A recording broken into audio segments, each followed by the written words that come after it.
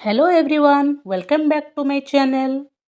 आज मु आपणक पई नेकी आसीछि गोटे बहुत ही भल होम रेमेडी जहाँ आपणक धड़ा केश को कला करिवो, हेयर ग्रोथ करिवो आउ केशरे थिबा रूपी समस्या को मध्य दूर करिवो।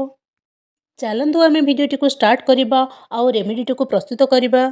एथि पई मु नेइछि नडिया तेल, भुर्संग पत्र, मेथी दाना आउ कला जीरा। मु एठी पतंजलि रो नडिया तेल नेइछि।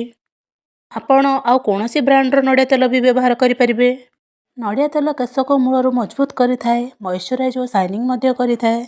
भुर्संग पत्र खाइबा सहित केश पाई मध्य बहुत भल होइथाए।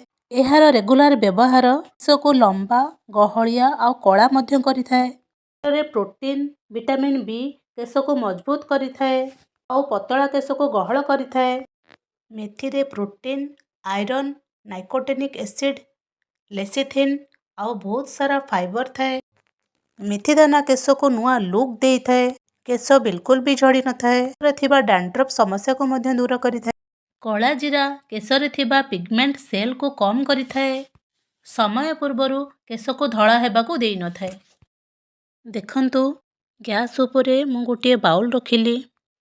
एथिरे मु नडिया तेल पकाइली, भुर्संग पत्र, मेथी और कला जीरा को मध्य पकाइली। 2 ରୁ 3 मिनिट यही सब जिनस को गोलाइबा। देखंतु एबे तेलटी प्रस्तुत हो गला।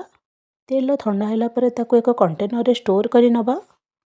एही ऑयल को हमें केश रे धीरे धीरे मसाज करी लगाइबा। को 2 घंटा पर्यंत छाड़ी देबे। 2 घंटा परे केश को धोई नेबा। केश झड़ी जिबा, समय पूर्वरु केश पाची जिबा। आजिकाली रो युवपीढ़ी मानक पई एहा बहुत बड़ समस्या होई गलानी। एही रेमेडीटी को आपण सप्ताह रे थरे अप्लाई करंतु।